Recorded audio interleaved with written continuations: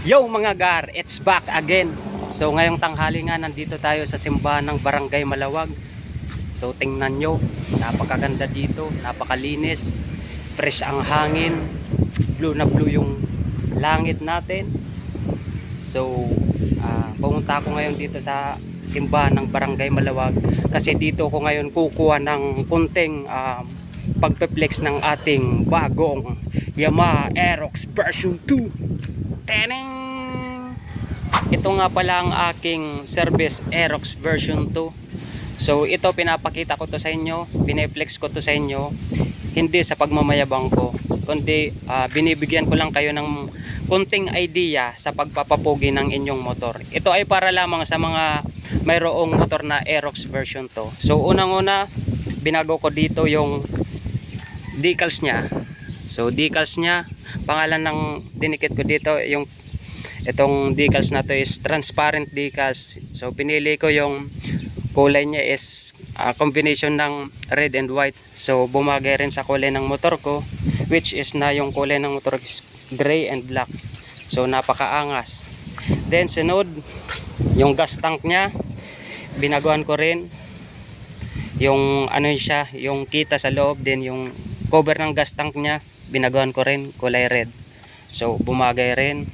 Then side mirror, ito yung karaniwang or kadalasan nakikita sa mga nagmomotor sa side mirror nila. Ito yung antong side mirror. So napakaangas, bumagay rin. Then sa front nya, may pangalan pa rin na Aerox. Left and right, may nakapangalan rin na Yamaha. So naka flat set na rin siya, kung makikita nyo. Shout out sa Motospeed. So flat set, bagay na bagay rin sa Aerox V2. So next is yung radiator cover nya. So radiator cover nya, bumili rin ako ng ano to, alloy. Then kasama na rin to lata, parang lata, pero bagay na bagay. Ito rin yung radiator cap nya rin, kulay red, bagay na bagay rin, oh. Napakaangas. Then itong tapaludo dito sa likod nya para iwas yung talsik ng mga dumi kapag umulan.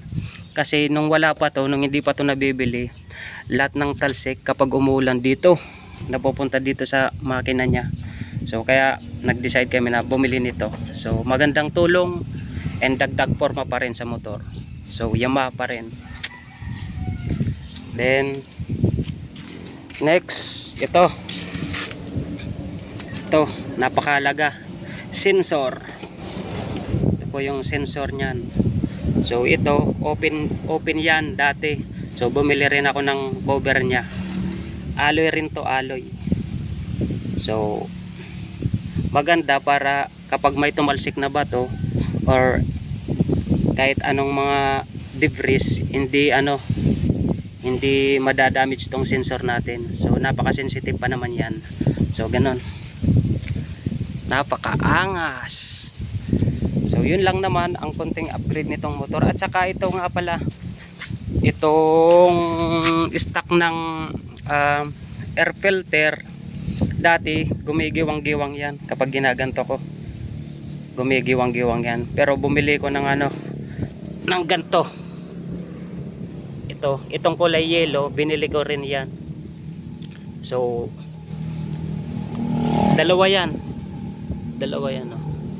Binili ko rin yan. So nung nilagay ko yan, parang washer na rin, tumibay na, hindi na magalaw, hindi na kumakalog. So yun, konting upgrade lang, simple lang, pero napakaangas naman, oh.